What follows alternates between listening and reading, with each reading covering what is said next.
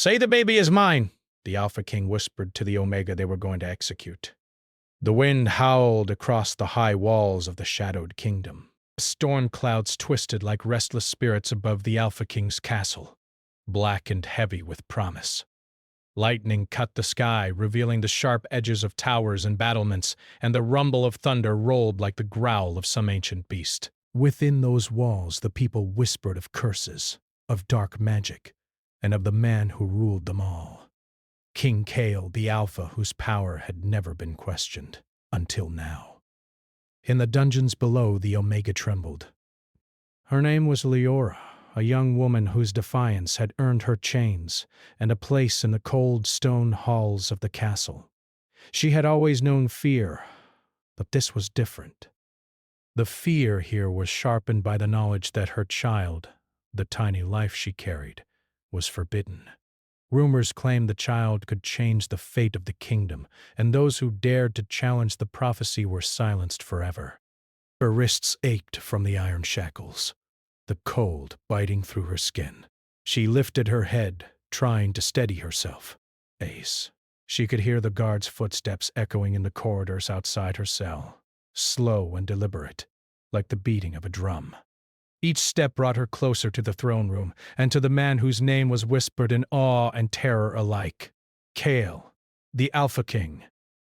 When the heavy doors of the dungeon swung open, Leora's breath caught in her throat. She was dragged through the corridors, her chains clinking in protest, until she reached the throne room. The hall was vast and dark, the walls lined with torches that flickered in the storm's reflection. At the far end, the throne rose like a monument of shadow, and on it sat Kale. His presence was undeniable. Tall, broad, and unyielding. His hair was black as midnight, his eyes a stormy gray, and his aura radiated power that made the blood in her veins run cold. "Bring her forward," Kale commanded, his voice calm yet carrying the weight of command that could crush mountains. The guards pushed Leora forward. She lifted her chin, refusing to bow, though her legs threatened to give way beneath her. Every step toward the throne was heavy, each echo against the stone floor a reminder that she walked willingly into her own fate, or perhaps into the jaws of something far more dangerous.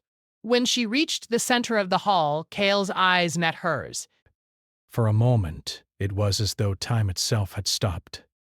He studied her, not with anger, but with curiosity. That curiosity was worse than any fury. "Leora," he said, his voice low and steady, "do you know why you are here?" "Yes," she replied, her voice firm despite the tremor of fear. "Because I carry a child you deem forbidden." Kale's gaze sharpened. He leaned forward on his throne, the stormlight catching the sharp angles of his face. "And yet you come here without begging for mercy. Most would be crying, shaking, pleading for their lives." "I do not plead," Leora said. "I do not bow to tyrants, even ones like you." A shadow of amusement flickered across Kale's face. "Brave," he said softly, "or foolish. Sometimes it is hard to tell the difference." He rose from the throne, and the hall seemed to grow colder in his presence. Every guard, every servant, seemed to shrink back as he approached her. Yet, as he stood before her, Leora noticed something unusual. Behind the power, behind the danger, there was something base, human. Not soft or weak, but faintly troubled. "Do you understand the danger your child represents?" Kale asked, stopping only a few feet away. "The bloodline you carry could bring ruin to the kingdom. If you give birth to it, it will be seen as an act of defiance." "And defiance is punished." "I understand," Leora said, "but I will not lie. The child is mine, and I will not give it to anyone else. Not even you." Kale's lips curved into a slow, almost predatory smile. He leaned closer, his eyes narrowing. Then tell me this, Omega, he whispered, and the words cut through the thunder like a blade. Say the baby is mine. Leora's breath caught. The words were not a request, not a demand. They were a command, coated with a strange intensity that made her skin tingle. She looked up at him, defiance blazing in her eyes. I will never say it, she replied. Kael's expression darkened, but there was a flicker in his gaze, a mix of curiosity, frustration, and something dangerous. You may not speak, he said quietly, but the kingdom will decide your fate soon enough. The guard stepped forward, but Kael raised a hand, stopping them. Not yet, he said.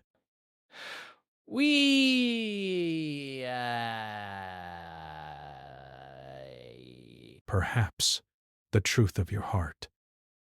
With that, he turned and walked back toward the throne. Leora's heart pounded. She was not safe, not even for a moment. But the storm outside mirrored the turmoil within her. She wanted to hate him. She should fear him. Yet there was a part of her, one she refused to acknowledge, that was fascinated, terrified, and unwillingly drawn to the power he exuded. That night, Leora was taken to a tower in the far corner of the castle. It was dark and cold, the walls covered in ancient runes and tapestries depicting battles, kings, and kings' curses. The storm raged outside, rain hammering against the windows, lightning flashing across the sky in sudden bursts. She knelt on the cold stone floor, wrapping her arms around her body, and tried to steady her thoughts. The king did not come to see her that night, but she felt his presence as if it lingered in the room. Breath. Every shadow seemed to move with intention, every crack in the walls, a silent witness. She could hear whispers from the castle, servants speaking of the Alpha King's latest act, soldiers murmuring about the Omega who would either die or change the kingdom forever. Hours passed. The storm slowed, but the tension did not. Leora could not sleep. Every creak of the old tower floor sounded like footsteps approaching her cell. Every distant clap of thunder seemed to echo the command she refused to speak. Finally, in the late hours of the night, Kael appeared. He did not knock, did not announce himself. Breaths. He simply stepped into the room, and the shadows seemed to bend around him. You are awake, he said softly, as though noting an obvious truth. I cannot sleep, Leora admitted, her voice quiet. I do not know if I should be afraid or angry. Kael walked closer, his eyes never leaving hers. Both are reasonable, he said. You are facing the end of your life, or the beginning of a very different one. Des. And yet, you still stand tall. That is remarkable. Leora stiffened. You are not here to praise me. You are here to watch me break. Perhaps, Kael said. Or perhaps I am here because I want to see if you can survive what even I cannot. She stared at him, confusion and fear battling in her chest. What do you mean? Kael's eyes darkened, and for the first time he seemed less like a king and more like a man trapped in a destiny he could not escape. There is a prophecy, he said, voice low and tense. A child of forbidden blood will either save this kingdom or destroy it. You carry that child, Omega. And yet, I cannot decide your fate without knowing who you are. Leora's heart raced. I am no one special. I am just a mother trying to protect my child. Kael's gaze softened for a brief moment, a flash of something almost human. And yet that is enough to make you dangerous and fascinating. The night stretched on. They spoke in whispers of power, of fear, of curses and prophecies. of choices and consequences. Leora began to see the king not as a monster, but as a man bound by chains she could not see, chains of duty, of destiny, and of power. And Cale began to see her, not as a pawn, but as a soul unbroken. Even in the shadow of death, when dawn crept across the sky, the storm had passed. The world outside the tower was soaked in gray light, and the castle was quiet, save for the soft clatter of guards resuming their posts. Leora remained on the cold stone floor, exhausted but unbowed. But she had survived the night, yet she knew the trials were only beginning. Cale's voice echoed softly as he left the room. You will speak the words someday, Omega, whether you wish it or not. And when you do? Everything will change. Leora's hands clenched around her knees. She refused to speak. She refused to give in.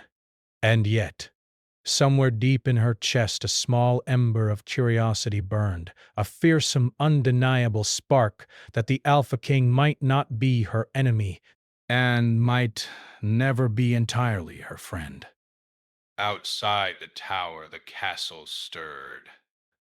Storm clouds had passed, but whispers of fate and prophecy still hung heavy in the air. The kingdom waited. And within the walls of that ancient, cursed castle, the Alpha King and the Omega stared across the distance of fear and desire, each wondering what the other would do next. And far above them, lightning struck the highest tower once more, as if the storm itself marked the beginning of a tale neither of them could yet control. The storm had passed, but the castle of Cale, the Alpha King, seemed heavier than ever. Rain still dripped from the high towers, filling the courtyards with puddles that reflected the gray morning light. Leora sat in her cell, her hands still sore from the chains, but her spirit unbroken. The words the king had whispered the night before haunted her. "Say the baby is mine," she shivered, not from cold, but from the weight of his gaze. The memory of the intensity in his eyes made her heart beat faster, and yet she hated that she could not stop thinking about him. He was a man of darkness and power, yet there was something behind that power, a vulnerability he did not show to the world. A sudden knock on the heavy wooden door made her jump. "Come in," she said cautiously. The door opened to reveal a guard, silent and alert. Behind him, a figure stepped into the room, moving with quiet authority. It was Cale. "You are awake," he said softly, his gray eyes scanning her face. "I have no reason to sleep," Leora replied. Her voice was steady, though her chest still raced. "My fate is not mine to control." Cale stepped closer, his presence filling the small room. "Perhaps not entirely," he said, "but there is more than fate at work here. There is choice. And I am curious which path you will take." Leora's eyes narrowed. "Curious? Or amused?" "Both," Cale admitted, and for a moment a shadow of a smile softened his otherwise harsh features. "I want to understand you, Omega. You carry a child that could shape the kingdom, and yet you do not tremble before me. That is rare." Leora met his gaze without faltering. "I do not tremble because fear does not control me. I act for my child. Nothing else matters." Bale studied her for a long moment. Then, without warning, he turned and left the room, the door closing behind him with a heavy thud. Leora sank to the floor, her mind racing. She did not understand why he seemed fascinated by her, or why the thought of him filled her with both dread and a strange sense of safety. Hours later, she was escorted to a hidden tower at the far end of the castle. This tower had long been abandoned, filled with relics of old kings and queens, cursed objects and tapestries that depicted battles from centuries past. Leora could feel the weight of history pressing down on her as she walked through the corridors guided by the guards. The room assigned to her was small but tall, with a window that overlooked the storm-drenched forest outside. Rain still clung to the trees, and mist rose from the ground, giving the woods a dreamlike, almost haunted appearance. Leora pressed her hands against the cold stone walls and sank to the floor, her mind restless.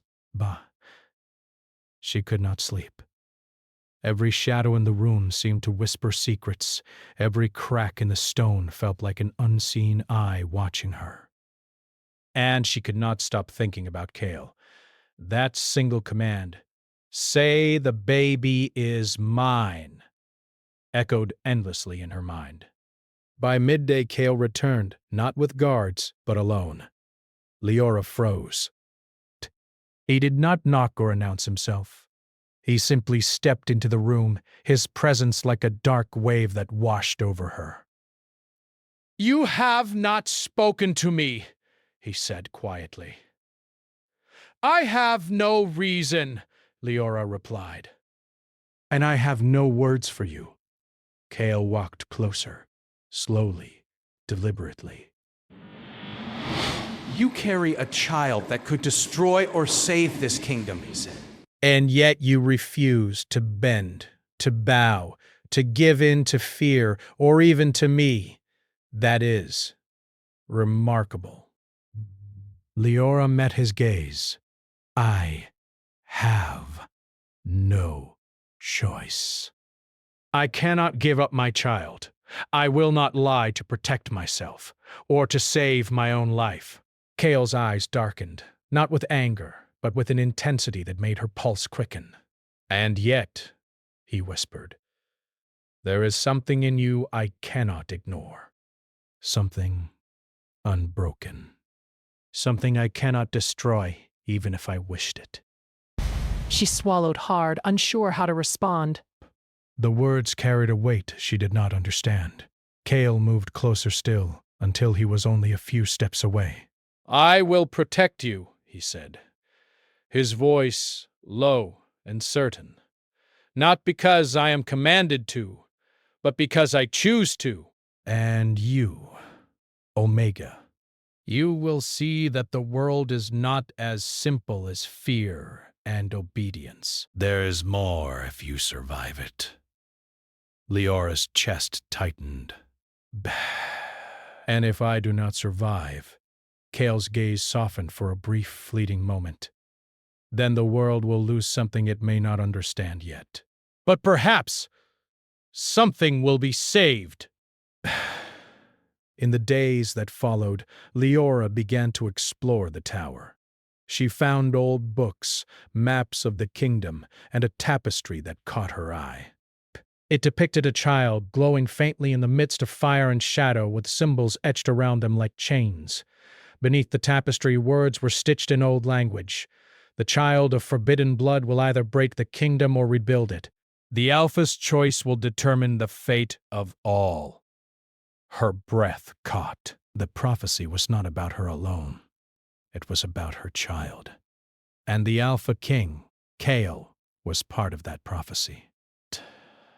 She felt a mix of fear and determination. She would not allow her child to be used as a tool of power. She would fight no matter the cost. Cale visited her often, sometimes in silence, sometimes speaking of the kingdom, of curses, and of choices.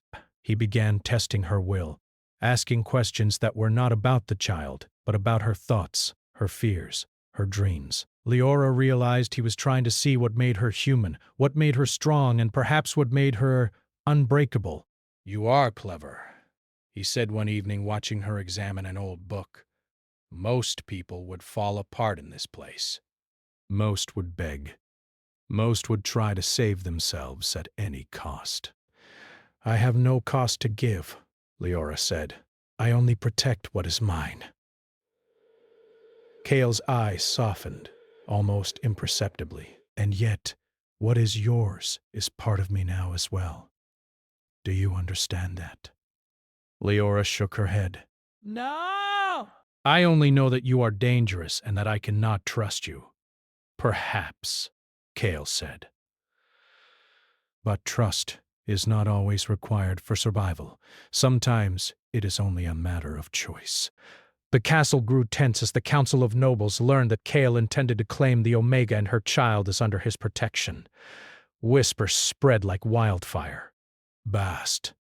Some saw it as treason, others as madness. The Alpha King's decision threatened to destabilize the kingdom, and enemies began to plot in the shadows. One night, the Omega awoke to a sound outside her tower room. Footsteps. Whispered voices. She pressed herself against the wall, heart hammering. Passes. Moved across the corridor. Assassins, or perhaps spies from the court, crept closer, intent on seizing her before the Alpha King could act. Kale appeared without warning as if he had anticipated the danger. His presence alone made the intruders hesitate. With a wave of his hand and a command in a low, dangerous voice, they fled into the night. Leora stared at him, trembling. "Why do you care?" she asked. "Why save me?" Kale's gray eyes were unreadable, but there was a flicker of something human. "Because," he said finally, "you are not just an Omega to me."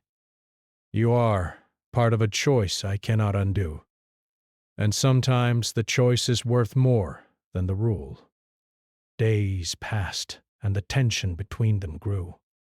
Leora found herself thinking of Kale in ways she did not want to admit, ways that made her stomach tighten and her chest ache. She feared him, yet she felt a strange sense of protection in his presence. And Kale, too, was changing in subtle ways.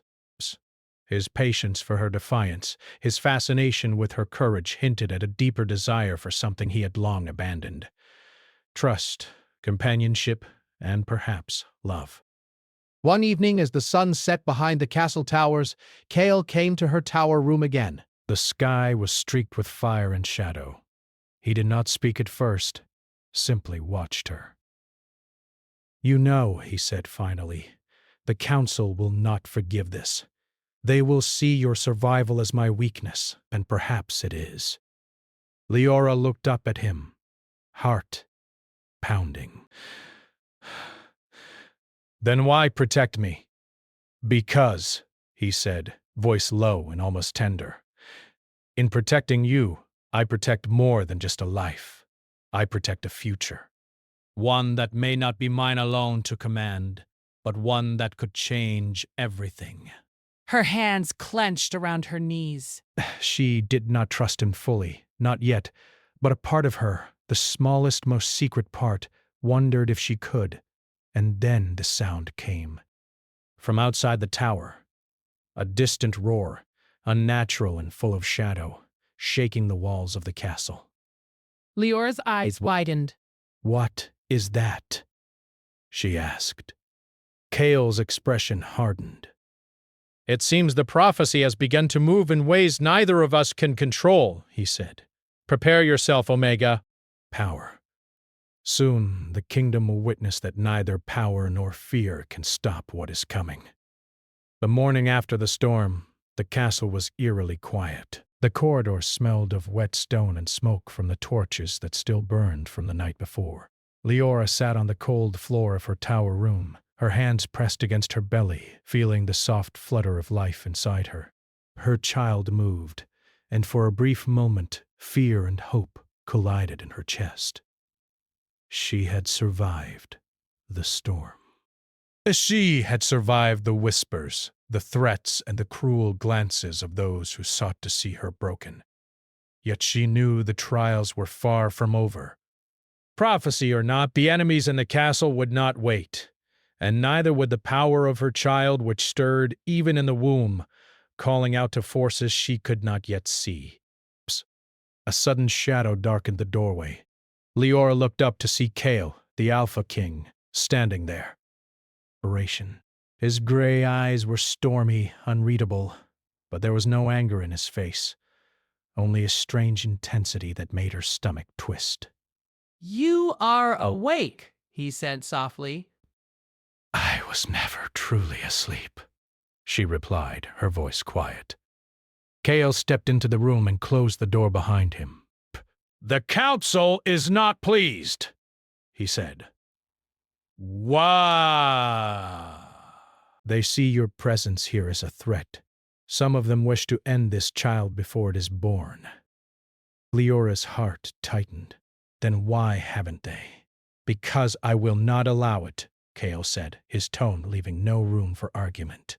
And because the child may be the key to breaking a curse that has shadowed this kingdom for generations. Her eyes widened. A curse! Kale nodded, walking slowly around the room, studying her with careful curiosity. This kingdom... It has lived under fear for centuries.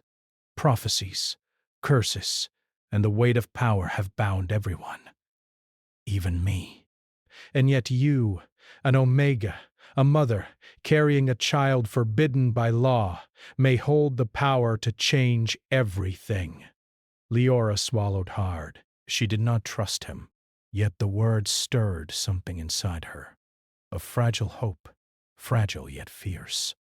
That evening, Kale escorted Leora out of the tower for the first time since her capture.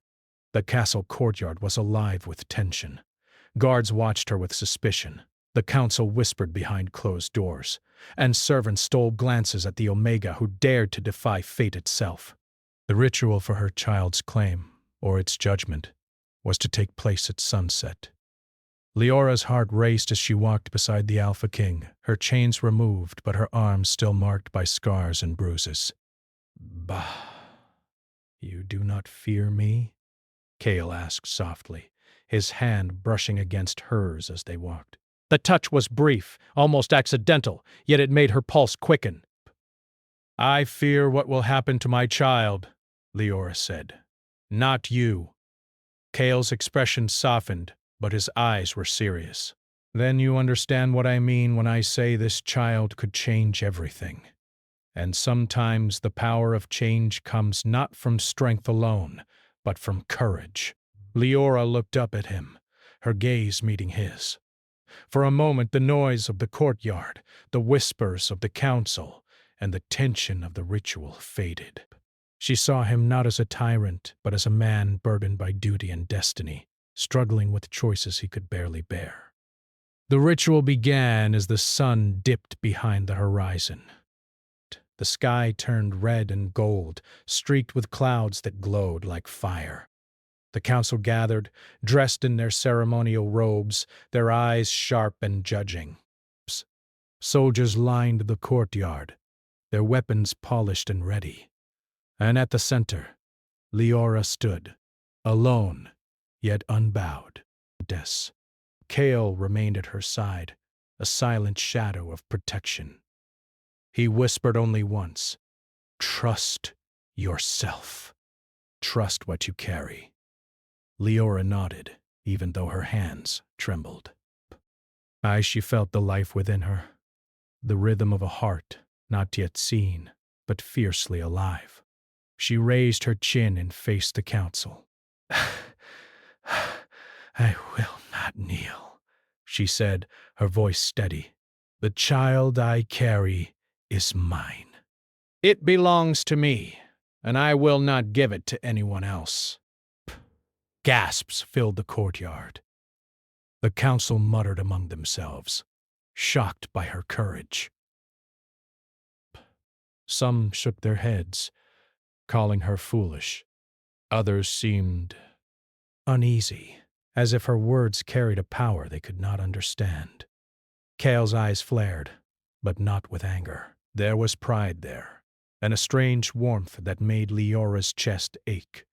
He stepped forward slightly, his presence shielding her from the council's judgment. As the ceremony reached its peak, a sudden crackling sound filled the courtyard. Shadows stretched and twisted unnaturally across the ground, and a cold wind swept through, carrying with it whispers that seemed older than the kingdom itself. The council faltered. Soldiers gripped their weapons, unsure what was happening. And then the most impossible thing occurred. A glowing barrier rose around Leora, shimmering like silver fire, separating her from the rest of the courtyard. The crowd gasped, and even Kale stepped back, his eyes wide with surprise. This is impossible, muttered one of the council members. Kale's gaze fixed on Leora. It is not impossible, he said quietly. It is the prophecy, and it has begun. Leora's hands instinctively went to her belly. The child moved strongly, as if sensing the sudden awakening of power around them. Fear and wonder intertwined in her chest. The Alpha King's presence was close, his hand brushing hers again, this time intentionally. Whatever happens, he said, voice low, I will protect you. This kingdom will not harm you while I stand. Leora looked at him, her chest heavy with emotion. She did not fully trust him, but in that moment she needed his strength as much as he needed hers. The barrier shimmered, and figures cloaked in shadow began to move along the edges of the courtyard. They were creatures born of curse and darkness, long bound by the kingdom's fear, now drawn to the child Leora carried. Kale stepped in front of her, his hand on the hilt of a sword that seemed to hum with power. Stay behind me, he commanded, his voice firm yet gentle. Leora hesitated, then nodded. For the first time, she allowed herself to lean slightly against him, not for comfort, but because together they were stronger. The creatures moved closer, and Kale's eyes narrowed. With a low growl, he summoned his strength, the air around him shimmering with his alpha power. Shadows recoiled as if afraid, and the creatures hesitated. You will not take her, Kale said, his voice carrying over the courtyard like thunder. Not now. Not ever. The creatures hissed and circled, but Kale held his ground. Leora watched him, a mix of awe and fear in her heart. This was not just a king. This was a man fighting against centuries of curse, prophecy, and power, and he was willing to risk everything for her and her child. The standoff lasted for what felt like hours. Finally, the creatures retreated, fading into the shadows from which they had come. The barrier around Leora dissipated, leaving her trembling but unharmed. Kale lowered his sword, breathing heavily. You see, he said, his voice low, even the darkness respects what is true. Even the curse must acknowledge the courage that carries life. Leora's hands trembled as she reached out to touch her belly. I did not know I could do that, she whispered. You have power, Kale said softly.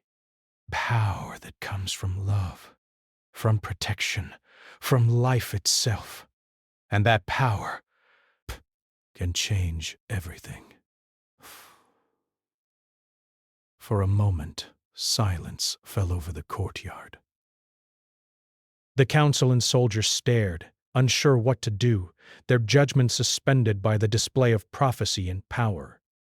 And Leora realized something important. Her child was not a threat. It was a symbol of hope, of change, and of redemption for a kingdom long trapped in fear. As night fell completely, Kale turned to her. You must rest now, he said, his hand brushing hers one last time before he stepped back. Tomorrow will bring new challenges, and the kingdom will not wait for mercy. Leora nodded, exhausted yet filled with a strange new strength. For the first time, she felt the weight of destiny not as a burden, but as a call to action. The night air hung heavy over the castle. Stars were hidden behind thick clouds, and a cold wind whispered through the high towers. Leora stood at the window of her tower room, gazing at the courtyard below. The events of the past days had left her breathless, her heart still trembling from the storm of prophecy. Shadowed creatures and the Alpha King's unexpected protection. Her child stirred within her, a tiny heartbeat that felt stronger than any fear. She placed a hand over her belly, feeling a connection that was fierce, protective, and unwavering. She had survived the first trials. But as she looked out over the castle, she knew the true test was yet to come. A quiet knock came at the door. Cale entered without ceremony, his eyes gray and stormy as ever. He did not speak immediately. He simply watched her for a moment, and Leora felt the weight of his presence settle over her like a shield. They are planning again, he said finally. The council. They will not accept your protection. They will see it as weakness. And some of them will stop at nothing to take the child. Leora turned to face him fully, courage and determination blazing in her eyes. Then they will fail, she said firmly. You protect me, and I will protect the child. Together we can face whatever comes. Cale's lips curved into a shadow of a smile, rare and fleeting. You speak with the heart of a warrior, he said softly. And yet there is danger that even we cannot control. Her gaze did not waver. Then we face it together. As the first light of dawn struggled through the clouds, the castle stirred. Soldiers lined the courtyard. The council gathered in tense secrecy, and whispers of unrest grew louder. But Cale had already made a decision. He would claim the Omega and her child openly. He would declare to the kingdom that she was under his protection, and no council or soldier would defy him without consequence. Leora followed him down the steps of her tower, her hands lightly brushing against his arm. The connection between them was unspoken, yet powerful. She could feel his strength, his determination, and his quiet vulnerability. Cale had been the Alpha King feared by all, yet now he was something more, something human, something capable of love. As they reached the courtyard, the council fell silent. Soldiers stiffened. And Leora felt a mix of fear and resolve. She would not bow, she would not kneel, and she would not let the child be used as a weapon. Cale stepped forward, his voice ringing clear. This Omega, he said, gesturing to Leora, and her child are under my protection. No harm will come to them. Any who oppose this will answer to me, the council murmured, anger and disbelief flickering in their eyes. Some of the nobles whispered of treason. Others feared the power they could not understand. But Cale's words carried the weight of authority, the force of prophecy, and the unwavering determination of a man who would not be moved. Leora felt her heart tighten. She had not expected such boldness from him, yet the conviction in his voice filled her with a strange sense of hope. Perhaps they could survive this.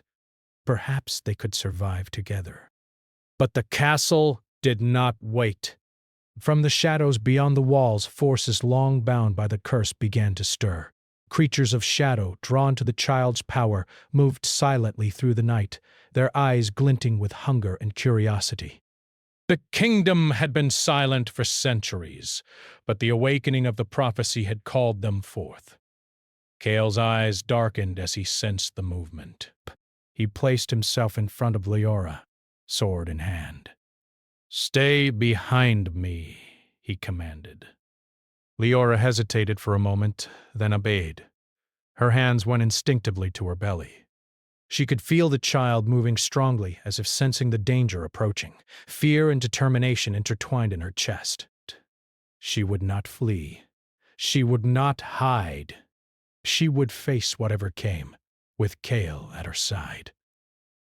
The creatures advanced, their forms shifting and twisting with the shadows. They hissed and circled, testing the power that protected her. Cale's sword shimmered, and his alpha power radiated in waves, pushing back the darkness. "You will not harm her," he growled, his voice low and full of power. "Not while I breathe." "Not while I rule this kingdom," The creatures hesitated. They had faced kings and soldiers, but never a man whose strength was intertwined with a woman's courage. Kale's power was formidable, but it was Leora's will, the fierce protection of her child, that made the difference. Standoff lasted through the night. As dawn approached, the creatures finally retreated, disappearing into the mist and trees beyond the castle walls. The courtyard was silent once more, save for the soft stirrings of the wind and the distant call of birds waking to the new day. Kael lowered his sword, breathing heavily. Body. He turned to Leora, who was pale but unbowed, her hand resting over her belly. "Do you see now?" he asked softly. That prophecy is not about destruction. It is about courage, about life, about choice. Leora nodded, tears in her eyes. She did not fully understand the prophecy, nor did she understand how she had survived the creatures or the council's threats. But she did understand one thing. Together, they were stronger. Together, they could face the future no matter what it held. Kael reached out and gently took her hand. For the first time, the touch was not a command, not a test, but a promise. "You and your child are safe," he said, voice low and steady. "And I will do whatever it takes to ensure that remains true." Leora felt a warmth in her chest, a fragile hope that had been buried beneath fear and uncertainty. She allowed herself to lean slightly against him, not as a sign of weakness, but as a silent acknowledgement of trust. Days passed, and the kingdom began to accept the presence of the Omega under the Alpha King's protection. The council grumbled, but they dared not oppose Kael openly. Soldiers remained vigilant, and the castle prepared for any threats that might still arise. Leora used the time to learn about the kingdom, its history, and its curses. She read the ancient books Kael had shown her, studied the tapestries, and discovered the depth of the prophecy that bound her child's life to the fate of the kingdom. With each passing day, her respect for Kael grew, not for his power, but for his willingness to change, to protect, and to face the dangers alongside her. Kael, too, was changed. The Alpha King, who had once ruled through fear, now found himself ruled, in part, by something he had long abandoned: compassion. He had seen Leora's courage, felt her love for her child, and recognized in her a strength that challenged him, inspired him, and, though he would never admit it, touched his heart in ways he had thought impossible. One evening, as the sun set behind the castle towers, painting the sky in hues of gold and crimson, Kael and Leora stood together on the balcony overlooking the kingdom. The air was calm, the storm of prophecy temporarily at rest. "You have changed me," Kael said quietly, his gray eyes reflecting the fading light. "You have changed me as well," Leora replied. "I have learned that power is not just strength, and courage is not just defiance. It is choice." Kael's hand found hers, holding it gently. "Then we will face the future together," he said. "Whatever comes, we will face it as one. You, your child, and I." Leora looked up at him, her chest tight with emotion. "And if the darkness returns?" she asked softly. "Then we will face it," Kael said, his voice steady, resolute. "Because we are stronger together, and because life and love are worth every battle." The night deepened, and the castle was bathed in silver moonlight. Somewhere in the distance, creatures stirred, shadows shifted, and the world held its breath. But for now, within the walls of the castle, there was peace. Leora rested her head lightly against Kael's shoulder, feeling his strength, his presence, and the promise that neither fear nor darkness could take what was theirs. And then, as the first cry of dawn stirred across the kingdom, Leora felt the first true movement of the child she carried. a heartbeat that was steady, strong, and alive. Kale's hand rested gently over hers. It begins, he whispered, a vow and a promise. The kingdom may watch, the prophecy may move, but nothing will harm you. Not now. Not ever. Leora smiled, tears falling softly down her cheeks. The storm had passed. The shadowed threats, the prophecy, and the dangers of the kingdom would always be part of their world, but they had survived. Together. And that survival, that choice, had brought more than safety. It had brought trust, understanding, and a love neither had expected, yet both had silently longed for. The castle breathed around them. The kingdom was still, waiting. And for the first time, Leora believed that life, courage, and love could triumph over even the darkest of curses. The Alpha King and the Omega stood together, bound by fate, choice, and the promise of a future that neither would face alone.